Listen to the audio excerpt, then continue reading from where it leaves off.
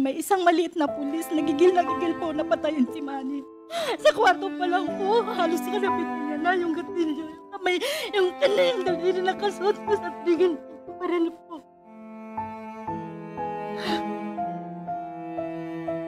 Pasensya na po, Mr. Chair. Hanggang ngayon, sobrang trauma po ako pag nakakita po na po.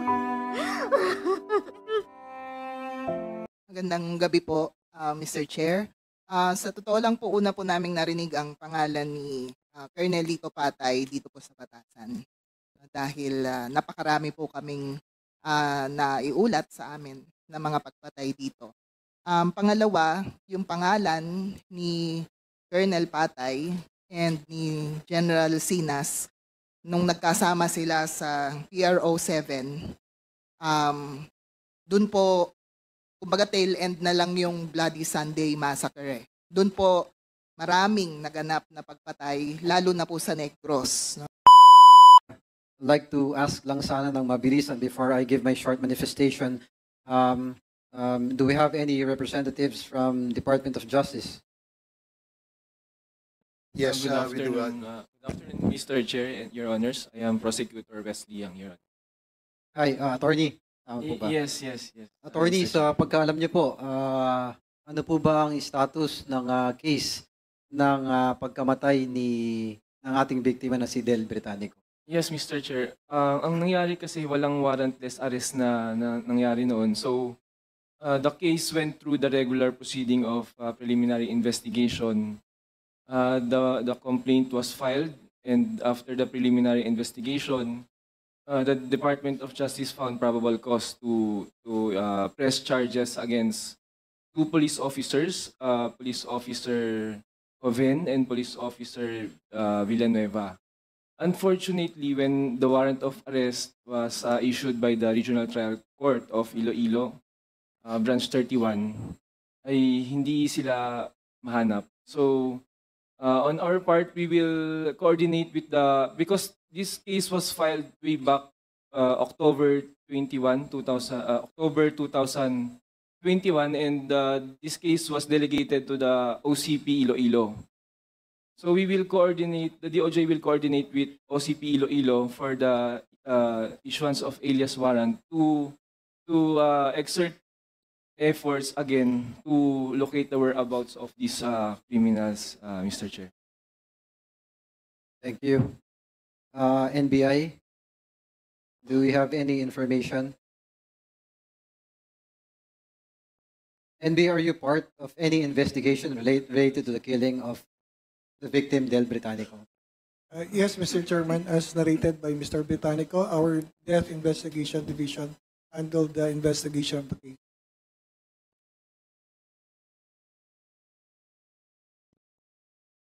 Yes, Mr. Chairman, our Death Investigation Division handled the investigation of the case, and they filed a murder case against the two police officers and two John Does. Mr. Chair, instead of getting into more details and not to consume most of the time of the Quadcom, I do believe that the right venue is the courts to give justice to my beloved friend, Delphine Britannico. I just appeal and implore if the chair will also give its 2 cents, and I implore the NBI and the Department of Justice to reopen the case and do whatever it takes, do the proper investigation, and to try to find the right people to give justice to the victim of Del. Yes, Justice delayed is justice denied, Your Honor. Alam ko po na hindi na natin mababalik ang buhay ng aking kaibigan na si Del Britannico.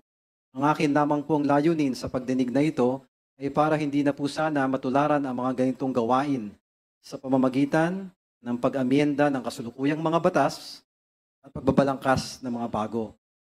Gaya po ng aking nasabi nung huling pagdinig, Mr. Chair, kasama po ako ninyo ng ating pamahalaan sa paglaban sa illegal na droga. Kaisa po ako ng gobyerno at ng kapulisan sa mabilis na pagsugpo nito. Kaya naman po, sa kasalukuyan ng ginagawa ng ating mga law enforcement, ay ang pagkundak ng isang test by At kapag confirmed ang target, magsasagawa ng bypass operations upang maaresto ang mga kriminal na mabilis at hindi na kailangan ng warrant of arrest. Dahil sa kasalukuyang panuntunan, kapag ikaw ay caught in the act o yung sa Latin ay in flagrante delicto, ay common legal parlance na gumagawa ng krimen, right there and then pwede na pong hulihin at arestuhin, Mr. Chair. At kapag ikaw ay hindi nakikooperate at nilagay mo sa peligro ang buhay ng kapulisan, maaaring dumepensa ito at ikaw ay mapatay. Kaya lamang, ang ating iniimbestigahan ngayon ay ang pag-aabuso dito ng ilan. Na kung minsan, kahit walang unlawful aggression na requirement sa self-defense ay napapatay ang isang suspect na dapat arestuhin lamang. Worse, ang biktima na si Del Britannico, na hindi naman target ng operasyon at isang innocent bystander. Wrong place at wrong time, Mr. Chair. Pero yung pagpatay na ganun eh, makikita mo na halang talaga ang bitukan ng mga taong gumawa nito. Bigla na lang binaril sa kadahilan ng kumukuha lamang ng video. Mr. Chair, hindi naman po bago sa atin ang dangerous drugs ng 1972 na inamendahan ng Comprehensive Dangerous Drugs Act of 2002. At kung mapapansin natin, ginawang krimen ang planting of evidence na minsan ay ginagawa sa mga drug operations. Hindi lamang iyon. Ang gagawa nito ay mapaparusahan ng kamatayan under Section 29 of the said law, which states any person is found guilty of planting any dangerous drugs and or controlled precursor, an essential chemical regardless of quantity or purity shall suffer the penalty of death. However, Mr. Chair, ngayon wala naman tayong death penalty sa ating bansa. Ang pinakamataas na parusa ay capital punishment. Itong probisyon ng batas na ito ay naglalayo na protektahan ang mga inosente sa pagsugpo ng droga. Layon ko po na makapagbalangkas tayo makapag-amenda ng batas na hindi na maulit katulad ng pag-aamenda ng batas natin noong 1972. Makagawa tayo po ng ilang batas, amenda o bagong batas na that would prevent and protect the innocent lives in our fight against illegal drugs, Mr. Chair. Again, justice delayed is justice denied. Thank you, Mr. Chair. Nakatingin po ang ating Panginoon. Nakatingin po ang aking kaibigan na si Del Britannico ngayon. I hope justice will be served. And again, I implore NBI and DOJ, please help give justice to my brother and friend, Delphine Britannico. Maraming pong salamat, Mr. Chair. Okay, thank you, Congressman Junicio. The next to interpellate is Congressman Lordan Suwan. You have 10 minutes. Thank you, Mr. Chair.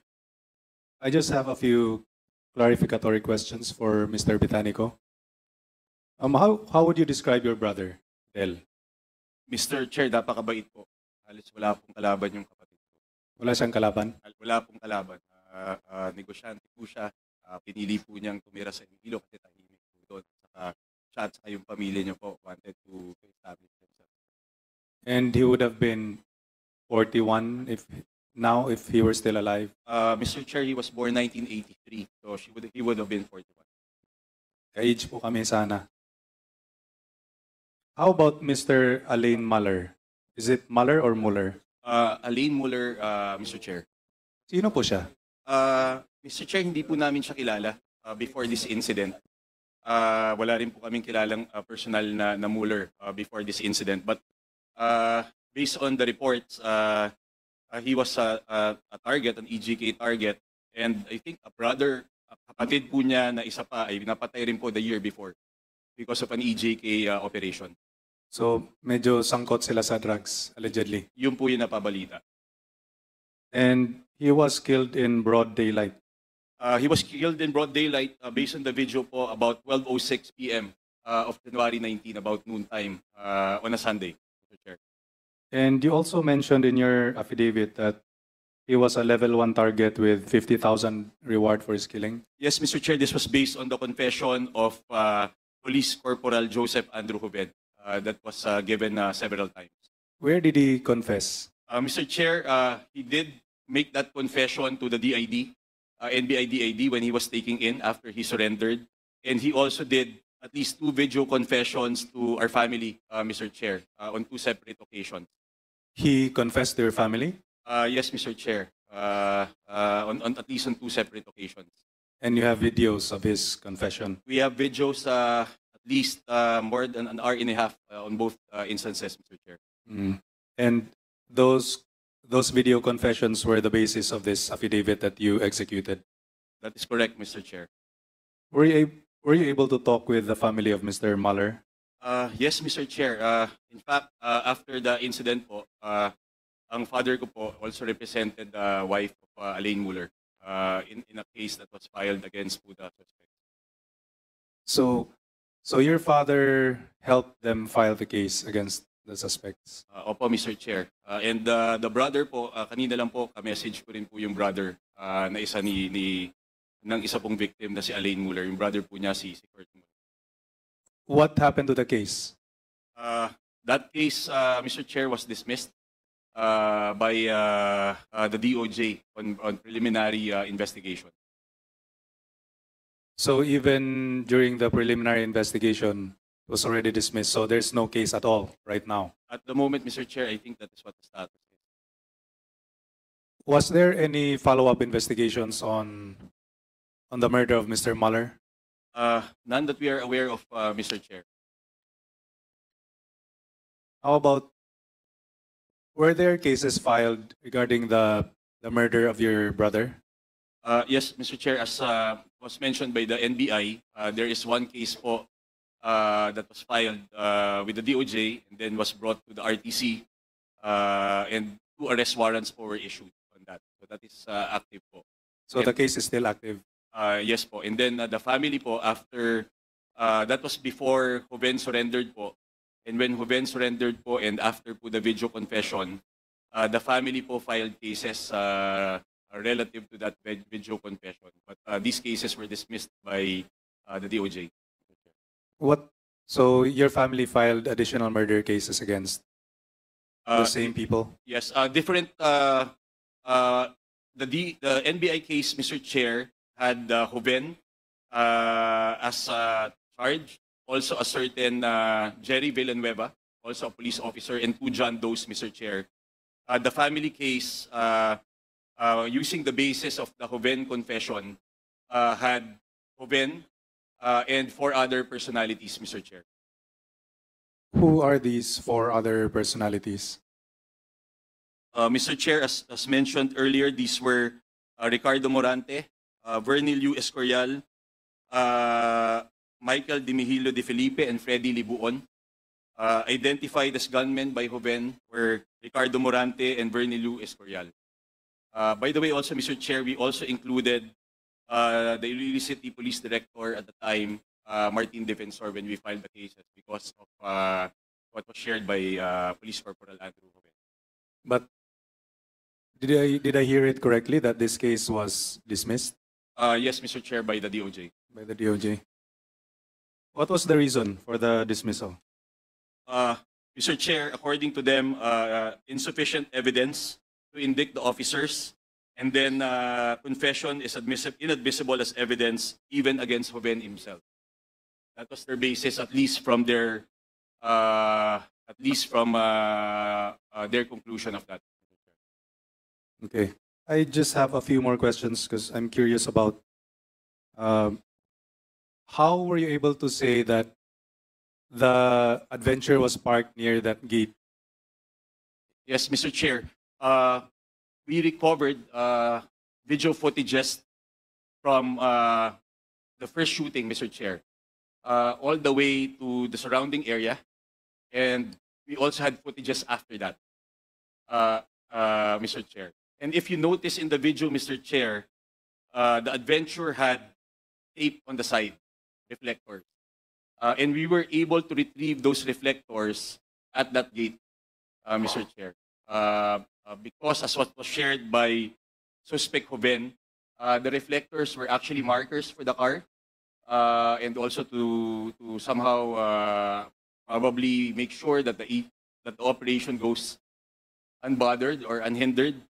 But even before that, we were able to recover the tapes, and all videos in the area actually matched the time sequence, Mr. Chair. So the shooting happened at 12:06. At 12:18, 12:19 po, my brother was on the phone talking to his wife while he was parked po doon sa may area na yon. Tapos po doon po siya linapitan, tapos binaril po, habang pong nakasakay siya sa motorsiklo po niya, naka-helmet, saka po hawak po niya yung telepono niya. you mentioned in your affidavit that he was afraid that those suspicious-looking people were casing his house. Opo, Mr. Chair, kasi at that time po, 2020, yung gate po na yun sarado. Wala pa pong masyadong laman yung village. Yung bahay po nila nasa dulo po ng kalsada, kabilang dulo. So parang, Mr. Chair, my brother was really observant by nature. So parang may ano po niya, nakita rin po namin, lumabas po siya sa village, kasama po yung motorsiklo, tapos lumampas po siya doon sa may gate, nag-U-turn po siya. So ibig sabihin may binalikan po siya, may nakita po siya. Wala lang pong video doon sa mismong lugar. Pero doon How did you know that he made a U-turn? kita po namin sa video, Mr. Chair, at the point that he made the U-turn. So, I think you said in your affidavit that he was afraid for his family, right? And I would understand if you have a couple of kids and your wife, and then you see may mga suspicious looking na mga tao nandun malapit sa gate sa dulo ng street nyo, syempre, i-check mo talaga yon. So, parang yun ang nangyari sa kapatid mo na he was just looking after his family and then he was killed. Opo, Mr. Chair, and he was actually on the phone with my sister-in-law. When he Tapos, was attacked, when he was shot? Sinasabi po niya sa sister-in-law ko po na may mga suspicious na tao dito.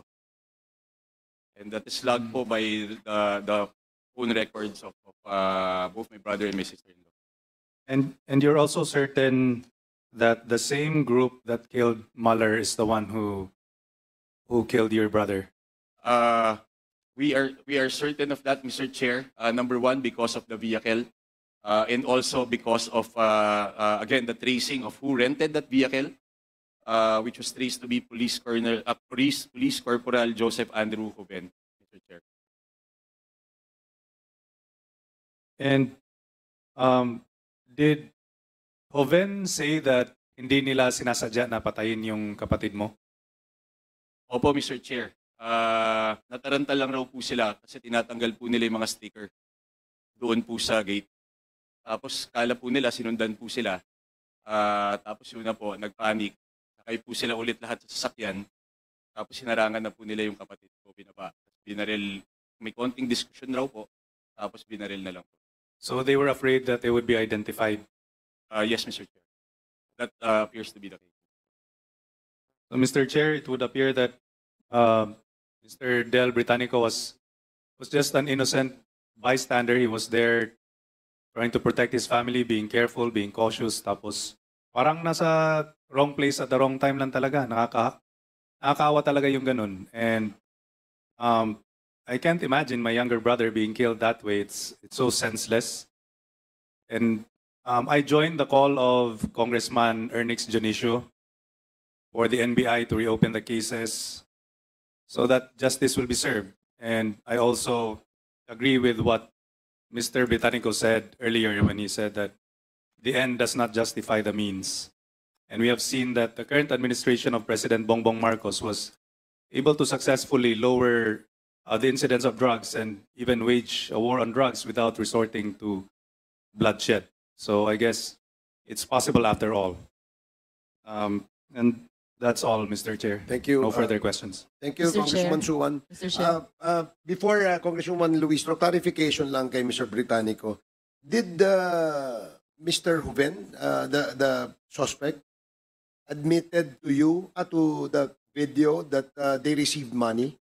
Yes, Mr. Chair. As what? Para sa anong perang yun? Una po, Mr. Chair, para sa una pong pagtanggap ng pera was 100,000 po for a killing of a certain kagawad, Virgilio Coronado Soledad. Okay, so every time there is somebody killed, merong kapalit na bayad yon. Is that what Ang he is nabanggit saying? niya lang po yung pangatlo po nilang pinatay na binigyan po sila ng 100,000.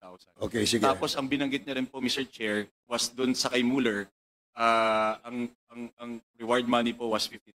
Okay, sige. Thank you, Mr. Britannico. We also have here Miss Erminia Muking Espino. Where is Miss Espino? Si Ma'am Muking. So, Ma'am, I'm glad that you are able to attend this committee hearing. Yes, because- good evening po, Mr. Chair. Yes, we sent you invitations during the last two hearings that the Quad conducted, but you failed to attend. That's why I'm glad that you are here. because of medical condition. Also, did you undergo a medical procedure? No. I had check-up, Mr. Chair, and I was diagnosed with pneumonia po. Okay, sige. Tanong ko lang, Miss Mook, can I call you Booking? Yes, Mr. Chair. That's your nickname. Yes, Mr. Hindi mo Chair. nang Dagnay. Dagnay ni mo na. Are you Bisaya? Are you from Bisaya, Mr. Chair. Sa mana kanang angga sa Angga. Angga sa imo na. Okay. Yes, Mr. Chair. So Mooking, saan ka nagtatrabaho? At present, Mr. Chair, City Government of Davao, Mr. Chair. City Government of Davao. Mr. Chair, Yes, Congressman Acop. may I inquire if the resource person has taken her oath? Done already, Mr. Chair, Your Honor. Thank you, Congressman Acop, for reminding us. So, ma'am, you're still connected with the Davao City Hall, LGU. Yes, Mr. Chair. And previous to your employment now at the Davao City Hall, where were you connected? Office of the President, Mr. Chair. Sa Office of the President, former President. Yes, Mr. Chair. Okay, and what is your position at the Office of the President? Assistant Secretary, Mr. Chair, from 2016 to 2021 and 2022 to January to June of 2022, USEC, Mr. Chair. USEC of what, ma'am? OP, Mr. Chair. So USEC, all those years you were under the OP. Yes, Mr. Chair, from September 2016 to June of 2022. So first ASEC, ang entry mo was ASEC. Yes, Mr. Chair. Okay, prior to your being employed at the Office of the President, saan ka connected? City Government of Davao, Mr. Chair. So you were already at the LGU sa City of Davao before you became ASEC and then eventually became USEC of the Office of the President. Yes, Mr. Chair. Okay, so thank you. There was I cannot exactly remember what phrase or statement in the affidavit of Colonel Rina Garma wherein she mentioned your name as the one in charge of sending money. May I know to whom do you send this money? I don't send any money, Mr. So Chair. never. Never, Mr. Chair. Oh, hindi lang, I don't have kasi a copy of the affidavit of Colonel Garma, but I will try to look for a copy of the said affidavit. But in the meantime, I'd like to recognize Congresswoman Jinky Luistro. Sorry, I had to cut you earlier. May I know the pleasure of the gentle lady from Batangas? I have few interjections for Mr. Britannico to pursue the same line of question raised by the two gentlemen. Okay, Mr. please Chair. proceed. Mr. Britannico, can you please clarify? A certain Police Corporal Joseph Aldo Covet made an admission. Saan po niya ginawa yung pag-amin na tinutukoy niyo? Una po niyang binahagi ang pag-amin po niya, Mr. Chair, Ma'am Chair, sa NBI-DID po. Tapos, May we know who was the agent on case during the time? one of the agents, Mr. Chair, was Attorney Zulaika Peñales po. Attorney Zulaika Peñales Coniales. po, among other Can you agents. please state the date when he did this admission? That must have been June 6 of 2020, Mr. Chair. Was that admission ever put into writing, Mr. Britannico? Hindi po, Mr. Chair. I wonder why. Yun rin po, Mr. Chair. Was the family present when that admission was given in front of the NBI agent? We were in the vicinity, Mr. Chair, but not on that same room, Mr. Chair. Was there no one who initiated to put this admission in writing during that time? At that time po, Mr. Chair, hindi po. All right. At that How- time po, Mr. Chair. How about on the part of the NBI agent? Was it a custodial investigation, a question and answer that is happening where he did that admission? I wouldn't be familiar, Mr. Chair, on how they conducted the investigation, Mr. Chair. But it was, I understand it was quite lengthy. It was at least a night of perhaps engaging with him, Mr. Chair. Would you know if Corporal Jovet during that time was being assisted by his own lawyer? He had a lawyer, Mr. Chair. May we know the name of that lawyer? Attorney Gayos, Mr. Chair. Attorney Regayos. Attorney Gayos, Mr. Gayos. Chair. Yes, we did provide him that lawyer, Mr. Chair. I wish to manifest, Mr. Chair, that if it was a custodial investigation that took place in the NBI, then I suppose that there is a record with the NBI where the admission was done by Corporal Jovet in the presence and while assisted by his own lawyer. And would you know also if you are familiar, the Miranda doctrine was explained to him? I wouldn't know, Mr. Chair, of what took place when he was being asked about his knowledge of the case. The reason, Mr. Chair, why I am raising these questions, I do not understand kung bakit mayroong nagko-confess na, umaamin na. Ano ba to? Pinalaya pa? Yes, Mr. Chair. Ultimately, a night after or the day after he was released, one of the reasons given was that it was in conflict of a theory. Arbitrary detention. It was in conflict with findings of their NBI's own investigation. How can it be in conflict if the person is actually admitting having killed not just one person, but actually, how many are they? 5. Yes, that is a mystery also to us, Mr. Chair. At that time, when Joven, just to explain a little background, Mr. Chair, on the circumstances, Joven surrendered after a case was filed against him. The case had information. This case is the case of your brother? Yes. When you said filed where? With the DOJ? With the DOJ, Mr. Chair. There was a witness that was identified, a certain taxi driver. Was it subsequent to or prior? The one you said he surrendered. Was it subsequent to or prior to the admission you were referring to earlier? It was the case. I'm sorry, if you could repeat that question, Alin Mr. po Chair. yung nauna? Yung sinasabi niyong admission before the NBI? Or yung surrender after the case was filed with the DOJ? Sumunod na lang po yung surrender after po nakapag-file ng kaso.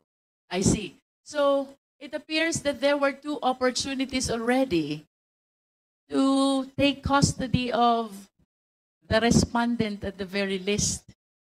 That's correct, Mr. Chair. Can I raise some question with the DOJ? May we know who was the handling prosecutor of this case? Mr. Chair, we will submit the name after the hearing, Your Honor. Can you please enlighten us? Fiscal, should I say? Yes, Mr. Chair. My admission, and correct me if I'm wrong, that amounts to extrajudicial confession already because that happened during custodial investigation. And the respondent is being assisted by his own lawyer. What Yes, should be Mr. the Chair. process? Mr. Chair, if I am correct, what happened is that sometime May 2020, the police officer Joven voluntarily surrendered and admitted what he did. And around June of the same year, it is the time when the complaint was filed. The complaint was for the crime of murder and theft against the 2 police officers, Police Officer Villanueva. You were referring, sir, about which cases? The one filed in June. Britannico case, Mr. Chair. Britannico case. So, does this mean na nag-request ng preliminary investigation ng ating respondents? Mr. Chair, it is a regularly filed case by the NBI as well as the father of the victim, Attorney Salvador Britannico and Karen Britannico, the spouse of the victim, against 2 police officers, Police Officer Villanueva and Joven, and 2 John Does, for the crime of murder and theft. And because the theory is that they carried out the killing, and that the taking of the cell phone was just to hide the crime that they committed. That's why the crime that was charged is murder. The theft was dismissed. Later on, 2 years after, they filed another complaint for robbery with homicide against I think seven police officers. Sir, let's go back to the extrajudicial confession. Would you confirm that what happened at the NBI during that custodial investigation is already an extrajudicial confession? Yes, Mr. Chair. From the point of view of the DOJ, of the National Prosecution Service, of the prosecutor, ano po ba dapat ang gagawin nyo given the fact na merong valid extrajudicial confession? Based from the resolution, Mr. Chair, Let's start from the date of the extrajudicial confession, that the person is already at the office of the NBI. I wish to submit that with the valid extrajudicial confession, you will be able to establish outright the required amount of evidence that is probable cause. Am I correct? Yes, Mr. Chair. That's why the case was filed sometime October 2021 Wait for the a crime of second. murder. When did the admission at the NBI happen? According to Mr. Britannico, it was June 6, 2020. Why did it have to take until October of 2020? Mr. Chair, the second case was filed sometime 2022. The case that they filed was originally against 4 respondents only, Mr. Chair. Please pardon me for interrupting. I wish to be enlightened. No? My extrajudicial confession, Yes, Mr. Chair. executed June 6, 2020. The person of interest, if not the respondent, is already at the premises of the NBI. Mr. Chair, I think the NBI would be the best person to address that. Because what they filed is just against 4 respondents. And what the DOJ did was to file the case, the complaint that they filed. The DOJ Would you filed. know, sir, the date when the NBI forwarded the case to DOJ? I think around June 2020. June 2020, Mr. Britannico? Ma'am, just the sequence of events, Mr. Chair. The NBI first filed their case, which my father was also signatory. Doon lang po tayo sa first case, Yes, sir. yes. May 29 of 2020.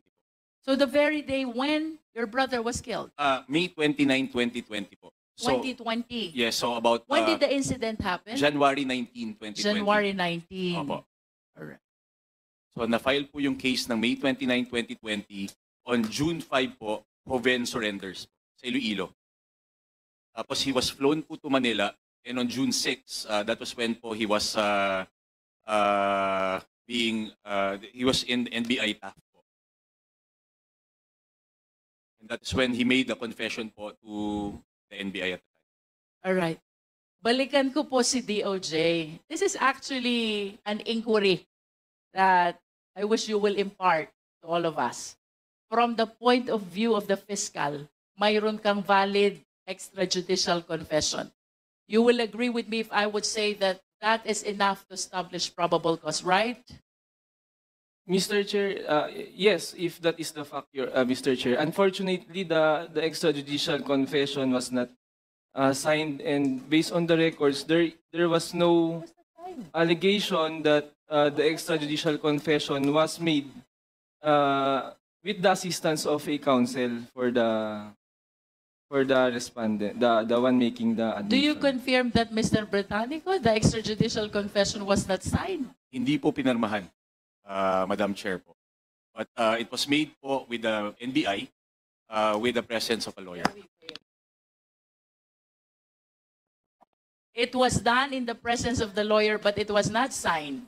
At the time po, kasi ang sinasabi po, ang sinabi po ni NBI po at the time, hindi nila tatanggapin po yung confession ni Joven. So he was told po na hindi ka namin tatanggapin as a witness. And that is the reason why Joven did not sign the extrajudicial confession. Ganun po ang nangyari.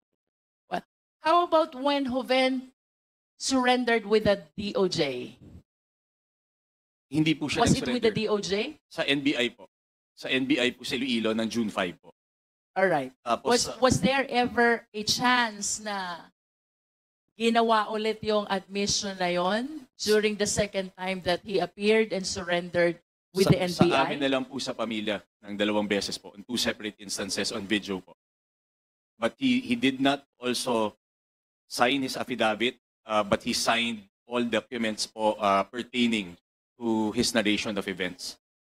Mr. Chair, I just want to manifest my frustration that the family had the chance already to secure a valid extrajudicial confession of guilt. However, I do understand what went wrong, why there was a delay in the filing, because lamentably speaking, Mr. Britannico, based on your narration, since it was not signed, that never ripened into a valid extrajudicial confession of guilt.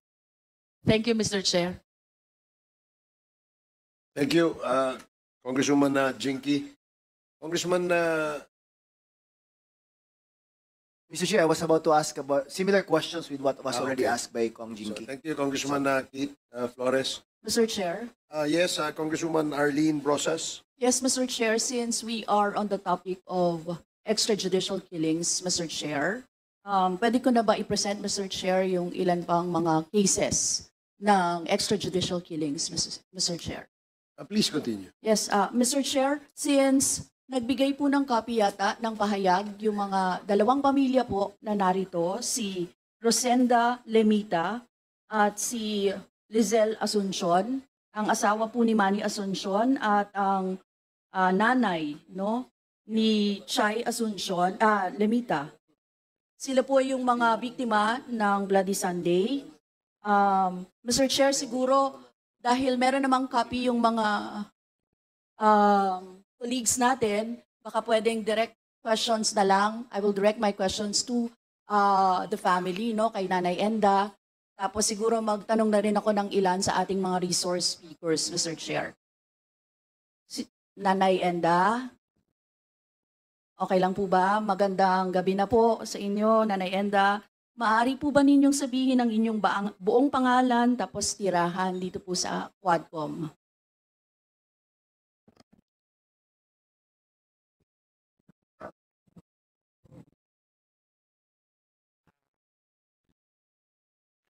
Magandang araw po sa lahat.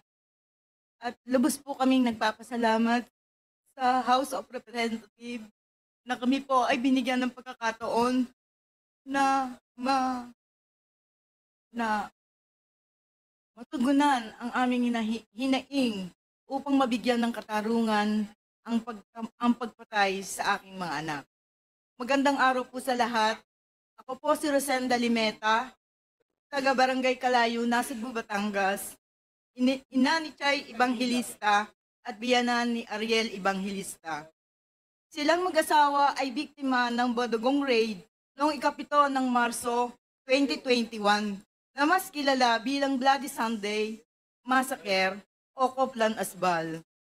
Ang anokon si Chay ay miyembro ng ugnayan ng mamamayan laban sa pangwasak ng kalupaan at kalikasan ng Hacienda Looc o Umalpasca. Habang ang asawa niya ay mangingisda sa Kalayo, Nasugbu, Batangas. Sila ay mga kilalang organisador na inalay ang kanilang buong panahon para pagsilbihan ang masang api lalo sa Hacienda Looc. Ang mga mamayan po ng Hacienda Looc ay mayabong na ang kasaysayan ng pakikibaka upang itaguyod ang kanilang mga karapatan sa lupa laban sa mga serye ng mga land grabber na nagdulot ng malalang dilubyo sa komunidad. Malaki po ang naging papel ni Chay at Ariel para tulungan ang buong komunidad sa pagharap ng dilubyo na ito. Si Chay at si Ariel ay mga organisador ng Umalpasca upang ipaglaban ang karapatan ng mga mangingisda sa kanilang kahanapbuhay at mga magsasaka sa lupa. Nanguna sila sa iba't ibang pagkilos tulad ng mga barikada, protest rally, at dialogue sa mga ahensya ng gobyerno. Sa kabila ng mga hirap at banta sa kanilang seguridad, patuloy nilang isinulong ang kanilang layunin. Noong Marso 7, 2021, mahigit kumulang sa 5:00 ng umaga, pumasok ang hindi bababa sa 5 pulis at militar sa bahay nila kung saan kasama nila ang 9 na tanggulang na anak nila. Nagising ang pamilya, pinadapa si Ariel at nilagyan ng posas. Pagkatapos kinaladkad ng mga pulis at militar si Ariel papunta sa kabilang bahay na nakita ng aking anak at kapatid ni Chay. Naiulat din ng mga kapitbahay na marami ang nakabantay na PNP at AFP sa compound ni na Chay at Ariel. At hindi pilit na hindi pinapalabas ang mga residente sa kanilang mga bahay. Lumabas si Chay, humihingi ng saklolo habang sumisigaw ng tulong mga may sundalo. Pagkatapos nito ay kinaladkad din si Chay papunta sa bahay kung nasaan si Ariel. Pagdating ni Chay sa bahay, nakarinig ng halos 10 gunshots ang mga kapitbahay. Nakita ng aking apo, kanilang 10 taong gulang na anak, na pinatayo sa pader ang kanyang magulang at kinuhanan ng picture. Binaril at dugoan sa kabilang bahay. Alas 6 ng umaga, noong dumating ang search warrant, kasama ang pagdating ng soko at iba pang pulis. Sobrang sakit at bigat para sa aking pamilya na mula pa lamang sa Siyandolook, bat-bat na kami ng mga harassment. Ang anak kong si Eliza Dimeta ay inaresto noong 2014 at sinampahan ng gawang-gawang kaso ng anti-terror law. Hanggang ngayon hinahabulan pa rin siya ng gawang-gawang kaso ng terrorism financing at itong ang kay Chay po ang pinakamabigat na siya'y patayin kasama ang kanyang asawa na si Ariel.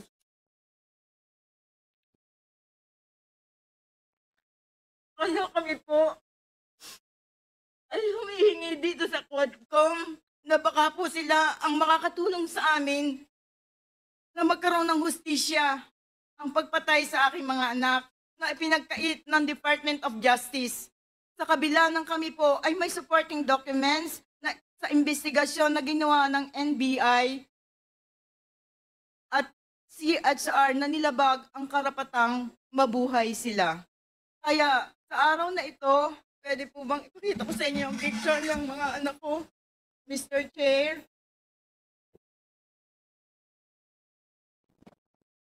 Kaya sa araw na ito at sa bawat araw na darating, hindi kami titigil sa panawagan ng hustisya para sa aking mga anak na si Chay at Ariel. At para sa lahat ng biktima ng extrajudicial killings sa ilalim ng administrasyong Rodrigo Duterte. Hanggat may nananawagan, hanggat may lumalaban, hindi kailan magtatagumpay ang panunupil at pagtitil ng buhay.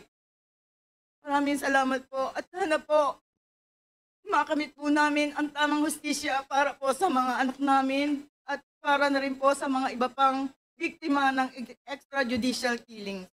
Maraming salamat. Salamat po. Thank you, Yes, Mr. please Chair. proceed, Congresswoman Ross. Yes, Mr. Chair. Tatanungin ko lang si Nanay Enda ng ilang mga katanungan, Mr. Chair. Nanay Enda, kamusta po si Raymark ngayon? Yung mga anak, ay, di ba, yung isang anak, no? Na, kamusta siya kasi siya ang nakakita ng pangyayari. Ngayon po, nasa trauma pa rin po ang bata na kapag po pinag-uusapan ang kanyang magulang, nadagalit po siya kay Presidente Rodrigo Duterte dahil yung po raw ang may kasalanan sa pagkamatay ng kanyang mga magulang. Kasi dumulog po kayo dito sa Quadcom, di ba? Ibig sabihin, ano po yung nangyari? Kung nagkaroon ng kaso, saan nyo ito dinulog, saan-saan kayo nagpunta para dito sa paghahanap ng hustisya sa inyong anak? File po kami ng kaso sa Department of Justice at sa DOJ po. At naka-enclose po doon ang investigasyon ng National Bureau of Investigation, DID, at ang investigasyon po din ng Commission on Human Rights. Ano pong nangyari dun sa kaso na dinulog ninyo? Kasamang palad po, na-dismiss po yung kaso namin. So, bakit po kayo ngayon nandito sa Quadcom? Kami po ay humihingi dito sa Quadcom na baka po sila ang makakatulong sa amin na magkaroon ng hustisya ang pagpatay sa aking mga anak na ipinagpit po ng Department of Justice. Thank you, Nanay Enda. Nanay Enda, siguro yung next question ko dun siguro sa legal counsel, no, ng mga biktima ng EJK, whether drug-related or activist-related. Familiar po dito si Attorney Chrissy Conti. Attorney Chrissy, baka pwedeng, ano yung masasabi ninyo dito sa mga modus operandi? Gusto ko kasing malaman ano yung connection ng parang war on drugs ito, pero war on dissent din, di ba? Ganyan yung itsura, Mr. Chair. So, what can you say about the modus operandi of this EJ case committed by state forces? And I believe yun din yung problema ng kay Mr. Britannico, na state forces and parang may impunity na nangyari habang sila ay nasa posisyon, Mr. Chair. So, I would like to ask the opinion of Attorney Christina Conti. Yes, thank you, Mr. Chair. As I shared in one of the previous sessions of the Quadcom, there are generally 3 steps in this campaign. First, vilification. You identify an enemy.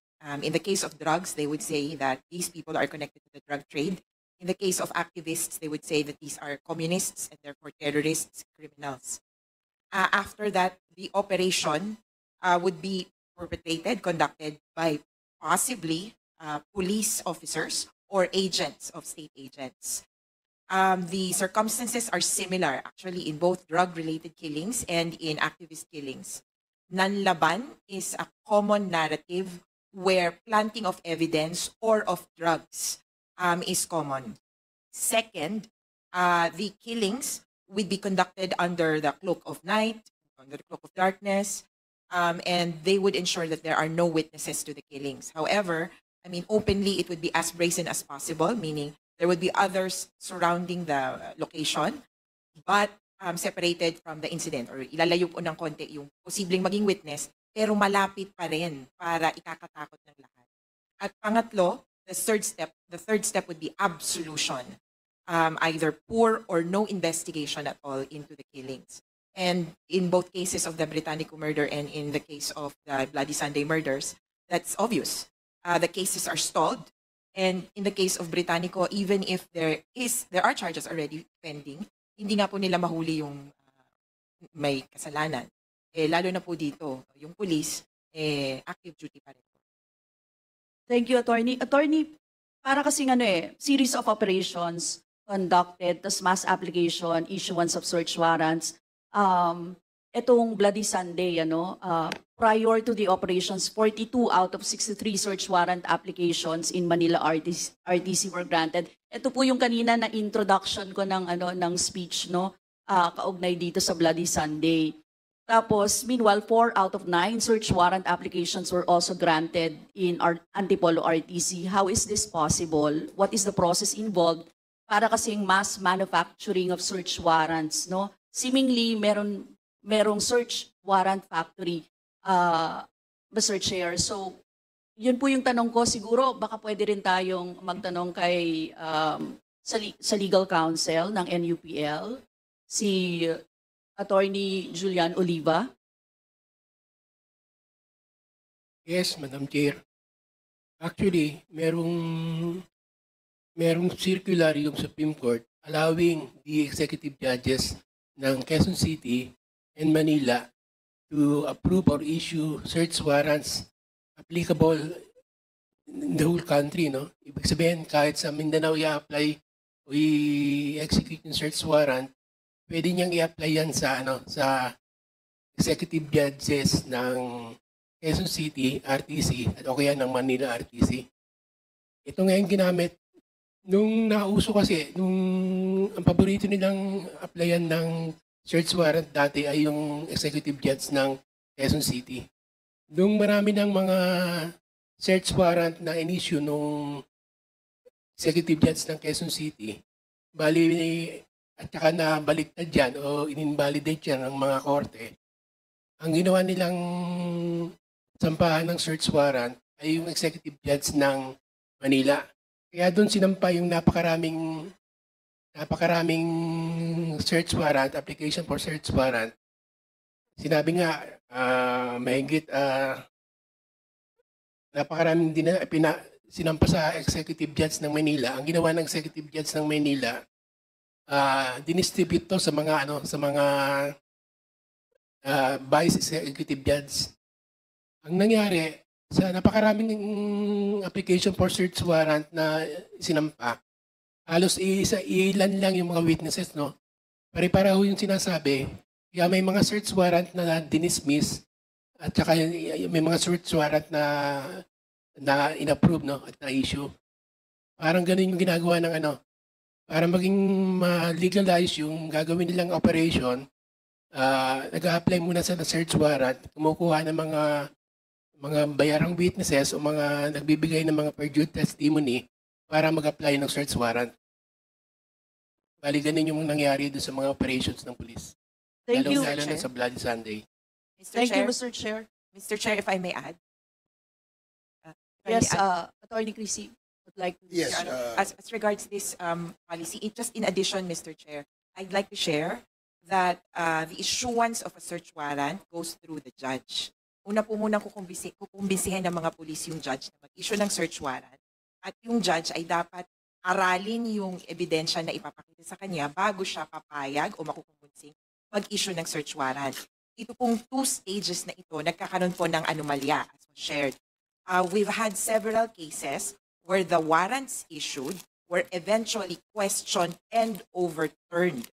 Meaning, yung sa sinasabi po ni Attorney Oliva na itong search warrant ang nagiging dahilan para pumasok ng bahay. If invalidated, the issuance of the search warrant, magiging fruit of the poisonous tree ang succeeding operation. Meaning, wala silang dahilan para pumasok at yung pagpatay ay clearly out of line, the implementation. Ang unang stage po niyan ay yung pagpapaniwala na merong ebidensya. At dyan laging sabit po ang pulis dahil nag-iimbento po sila ng mga kwento. Pangalawa, ang posible pong sumabit ay yung judge na hindi po nagtatanong ng tinatawag na searching or probing questions resulting in answers. Kaya dito naman po yung issue at concern namin kay Judge Villavert ng Quezon City. Thank you. I remember, nakita ko po, Mr. Chair, before sa isang picture na nag-meeting si Debold Sinas at saka si Cecilia Villavert, Quezon City Executive Judge, just before this happened, nung itong mga sunod-sunod na pagpatay din, Mr. Chair. I don't know kung ano yung kanilang pinag-usapan, but then I've seen a picture of them together talking. Anyway, all of this transpired under the term of then PNP Chief Debold Sinas at yung former head of PNP CIDG Regional Field Unit in Region 4A, si Lito Patay. Familiar names, familiar faces, Mr. Chair. Kasi kung ano yung sa EJK, yun din yung sa war on drugs, ito rin yung sa war on dissent. So what was their role in the mass application and approval of the search warrants that were used for conducting these bloody operations? So tingin ko kailangan talaga natin, Mr. Chair, at the proper time ipatawag ang mga involved dito. And even siguro yung kakayanin natin na usapin dito sa issue ng mga search warrants by executive judges. Ano, Mr. Chair? But anyway, Mr. Chair, yung mismong tagapagpatupad ng war on drugs bilang PNP chief, tapos yung Davao Boys na pinadala noon sa batasan, maraming namatay sa war on drugs ng panahon na yon. Involved din talaga sa pagpatay sa mga aktivista sa Bloody Sunday Massacre, Mr. Chair. Now, Mr. Chair, I would like to ask siguro si Dr. Fortun, kaugnay po sa case ni Chay, yung binabanggit po ng nanay ni Chay, si Nanay Enda, particular po sa kanilang, siguro yung records po ng findings, I believe kayo po yung tingin, no? Sa bangkay ng namatay sa Bloody Sunday. Tama po ba? Yes, Mr. Chair, I actually saw all 9. Plus one more victim, actually Mr. Danny Miguel. I would count him also among these deaths because he was the one facilitating the autopsies and then he himself was ambushed and killed within the same month. And so I have all the 10 cases. The records are with me now.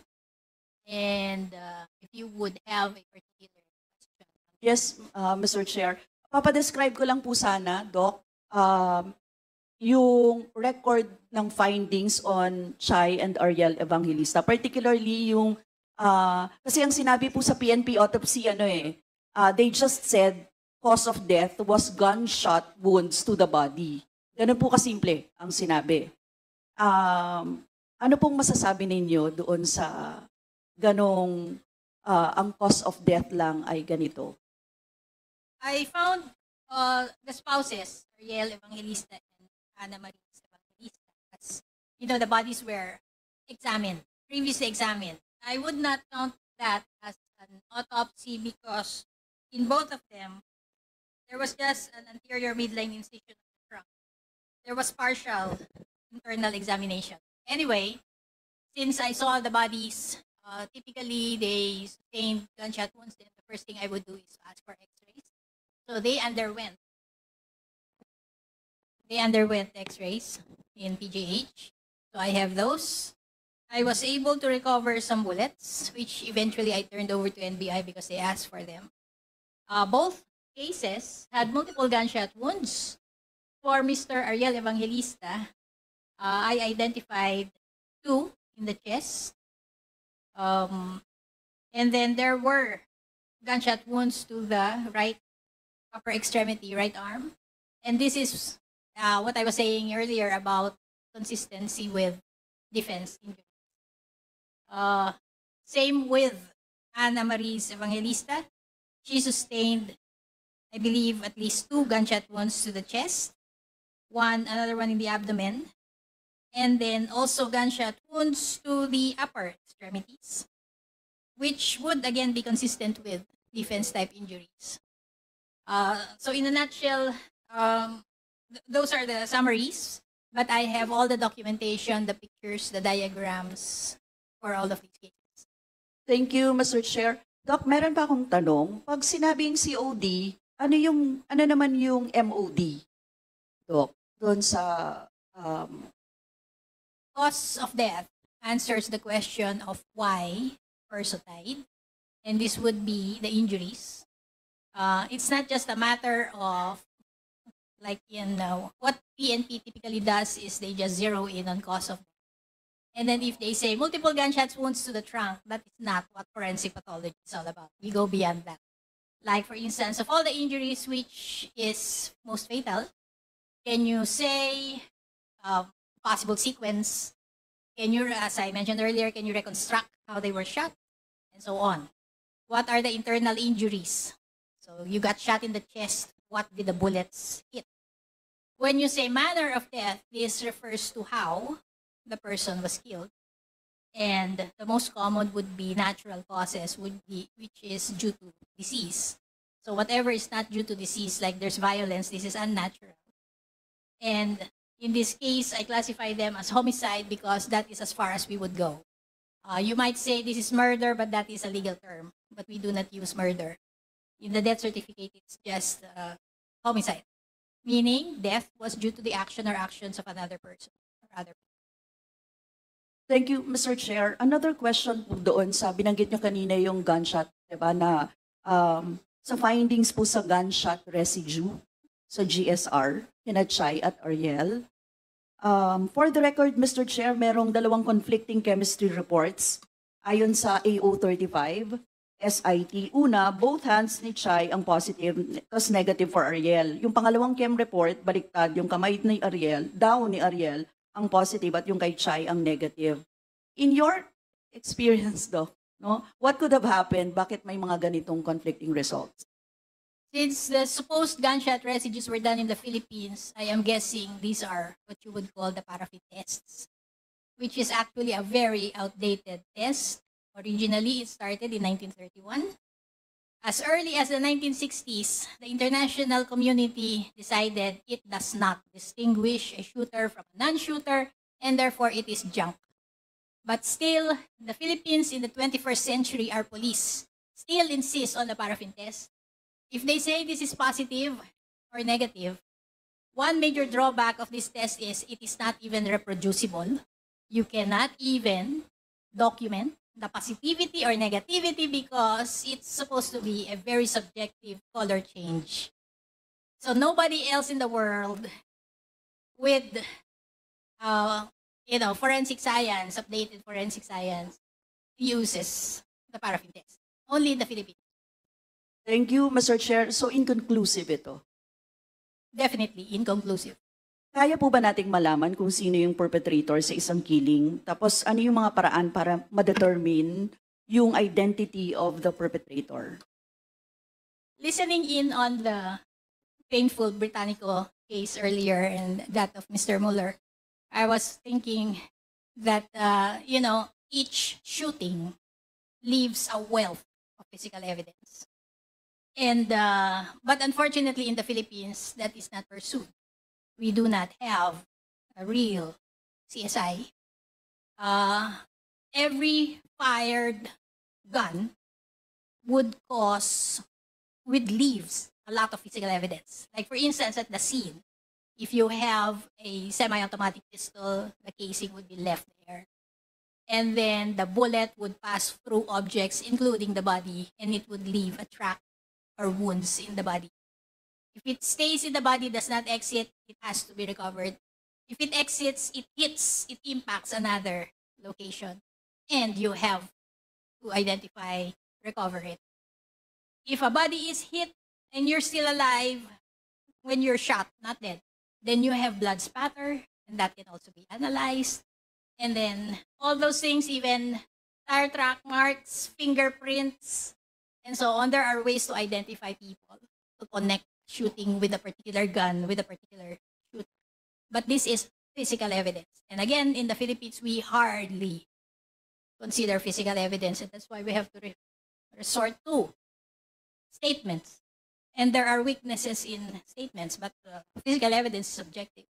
There's science in it. Yes, thank you, Mr. Chair. Siguro, Mr. Chair, ibigay ko na kay Kong Raul yung pag-question naman sa next witness na kasama natin dito, si Ms. Lizelle Asuncion. Mr. Chair. Thank you, Congresswoman Brosas. Yes, you have 10 minutes, Congressman Raul Manuel. Thank you, Mr. Chair. Magandang gabi po sa lahat.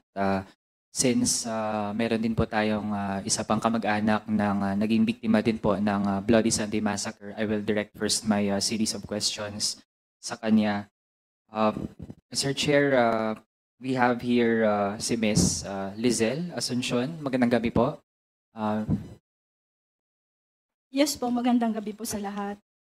Ako po si Lizelle Asuncion, ang ulilang asawa ni Manuel Asuncion at 50 taong gulang. Mr. Chair, kayo po ang muli po asawa ni Emmanuel Onimani Asuncion. Yes po, Mr. Chair. Mr. Chair, saan po kayo nakatira? Sa Rosario, Cavite po, Mr. Chair. Tama po ba na nangyari po ang pagpatay kay Manny Asuncion noong March 7, 2021? Yes po, Mr. Chair. Kayo po, Ma'am Lizelle, nasaan po kayo noong araw na iyon? Mr. Chair, nasa Workers Assistance Center po kami or WAC Satellite Office po na matatagpuan po sa Block 2, Lot 5, Lawrenceville Subdivision sa Dasmariñas, Cavite po. Bakit po kayo nasa lugar na iyon po ba ay bahay po ninyo? Doon po talaga kayo nakatira? Hindi po, Mr. Chair. So bakit po nandoon po kayo sa Workers Assistance Center? Doon po kami tumutuloy noon dahil nag-aayos po kami ng relief operations dahil panahon po yun ng pandemya. At naghahanda rin po kami noon para sa papalapit na International Working Women's Day sa March 8 po. Tama po ba na yung nangyari ay ito po March 7, madaling araw? Tama po ba? Yes po, Mr. Chair. Mr. Chair, maaari po bang ilahad mula po sa perspective ni Ma'am Lizelle, ano po ang nangyari noong madaling araw ng March 7, 2021? Yes po, Mr. Chair. Nakaupo po kami noon sa gilid ng higaan na yung foam. Nakalatag po siya sa sahig. Niyakap ako para protektahan ako at saka po pumasok ang mga kapulisan. Sumisigaw po sila na dapa-dapa.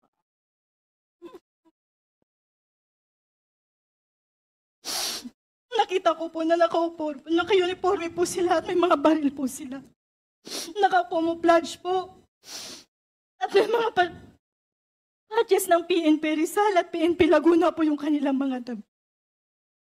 Sila po ay naka-ski mask po. Pero saan po nilang binuksan yung gate at pinto ng office namin. Pagkatapos po, hinadyakan po nila yung pintuan namin sa second floor. Mr. Chair, bago po tayo magpatuloy, gusto ko pong makumpirma mula kay Ms. Lizelle. Nabanggit po ninyo na may nakita kayong patch ng PNP Rizal at PNP Laguna doon po sa suot ng mga pulis na lumusob sa Workers Assistance Center. Tama po ba yun? Yes po, Mr. Chair. Mr. Chair, sa pagkakaalala po ni Ma'am Lizelle, ilan po yung mga pumasok sa kwarto kung nasaan po kayo ni Manny Asuncion? Mr. Chair, 6 po sila at marami pa pong iba sa pasilyo. Lahat po sila ay nakasuot ng ski mask o bonnet, kaya po matalang po yung kita. Ibig sabihin po,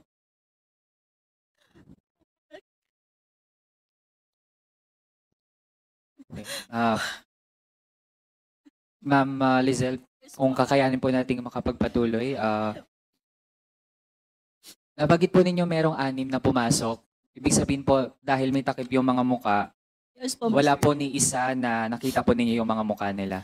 Wala po. Pero sigurado po kayo doon sa nakita ninyong patch ng PNP sa kanilang mga suot. Yes po, Mr. Chair. Mr. Chair, liban sa nakita ninyo na merong patch ng PNP Rizal at PNP Laguna, meron pa po ba kayong ibang nakitang identifier o parang kakaiba sa kanilang mga suot? Yes po, Mr. Chair. Ano po iyon, Ma'am Lizelle?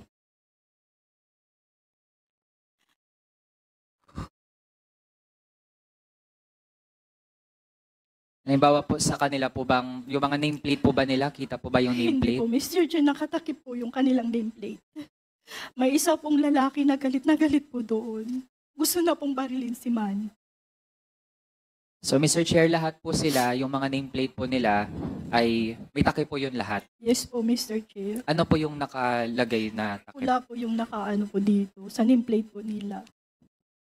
Mr. Chair, pagkatapos kayong padapain, ano pa yung ginawa ng mga pulis na pumasok sa kwarto? Habang po pinadadapa po kami, si Manny po ay nakita kong nakadapa po siya sa may hagdan. Habang ako naman po ay kinaladkad ng 4 na pulis pababa sa kusina. Bago hinila pababa, nakita ko pong duguan na nakatutok ang baril sa likod niya. Habang kinakaladkad po ako at narinig ko po yung sigaw ni Manny. Mga tao din po kami. Mr. Chair, sa usapin naman po ng search warrant, nagtanong din po ba kayo o si Manny Asuncion kung merong search warrant na dala o pinakita yung mga pulis? Opo. Tapos yun, meron po ba silang nilabas o pinakita ang search warrant? Wala po, Mr. Chair. Mr. Chair, pagkatapos ng mga nangyari so far na pinadapa tapos kinaladkad din si Manny Asuncion, saan po kayo nun dinala ng pulis? Inilabas po nila ako sa bahay.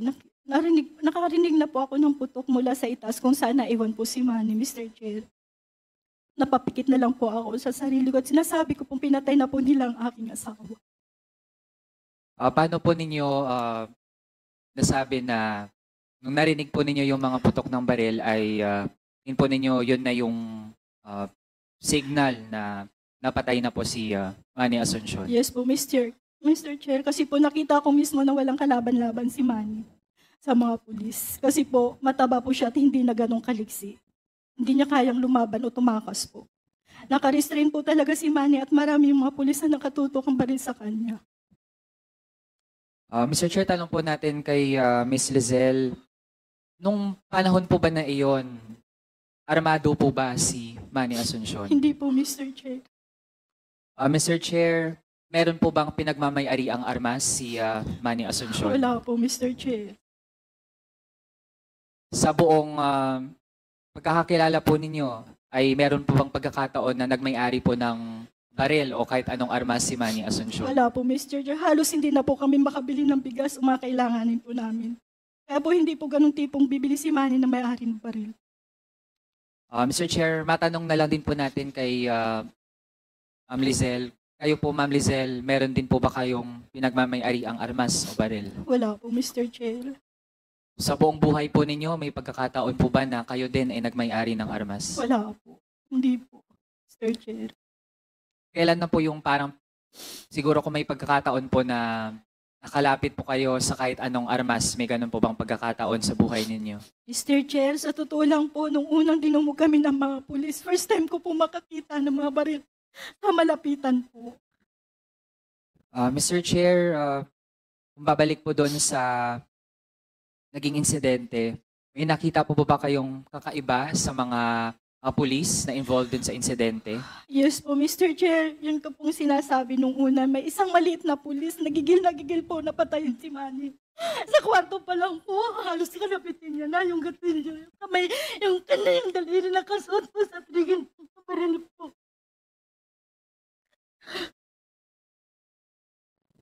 Pasensya na po, Mr. Chair.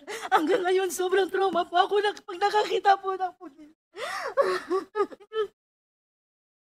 Sige, Mr. Chair, sa punto pong ito, naunawaan po natin ang nararamdaman po ni Ms. Lizelle Asuncion na hindi po natin ninanais na parang ma-relieve po sa kanya yung insidente. Kaya at this point, Mr. Chair, I would redirect my questions muna sa iba pa nating resource persons regarding the details habang bibigyan po natin ng time si Ms. Lizelle Asuncion po na po muna ma-regain po yung kanyang Sige, okay. composure. You have 3 more minutes, Thank you. Congressman Raul. Thank you, Mr. Chair. Mr. Chair, dahil nandito po ang Human Rights Organization na Karapatan with Ms. Cristina Palabay. Mr. Chair, gusto po nating malaman, ito pong nangyaring pagpatay po kay Manny Asuncion tsaka doon po sa couple na nabanggitin po kanina, meron din po bang iba pang mga instances na kung saan may mga operations na nasa ilalim ng command responsibility ni Debold Sinas tsaka ni Lito Patay na nagdulot din ng mga patayan sa ating mga kababayan? Magandang gabi po, Mr. Chair. Sa totoo lang po, una po naming narinig ang pangalan ni Colonel Lito Patay dito po sa Batasan. Dahil napakarami po kaming naiulat sa amin na mga pagpatay dito. Pangalawa, yung pangalan ni Colonel Patay and ni General Sinas nung nagkasama sila sa PRO 7, dun po, kumbaga tail end na lang yung Bloody Sunday Massacre. Doon po maraming naganap na pagpatay, lalo na po sa Negros. No? Doon po nilaunch yung Sauron 1. 6 na tao po ang pinatay, mga magsasaka. Doon po sa Negros, 31 ang arbitrarily arrested. No? Naganap po ang sumunod noong 2019, Oplan Sauron 2, 14 ang pinatay. On a single day po ito on a single day. So these are mga, ang tawag po nila dito, Mr. Chair, yung Synchronized Enhanced Management Police Operations or SEMPO. Supposedly, it's anti-criminality, but it targeted also, and it had farm workers, farmer leaders, activists killed in the process. Sumunod na po yung pagpatay sa mga NDFP consultants. Magkasama na rin po si Colonel Patay, nasa dito lang po sa Metro Manila.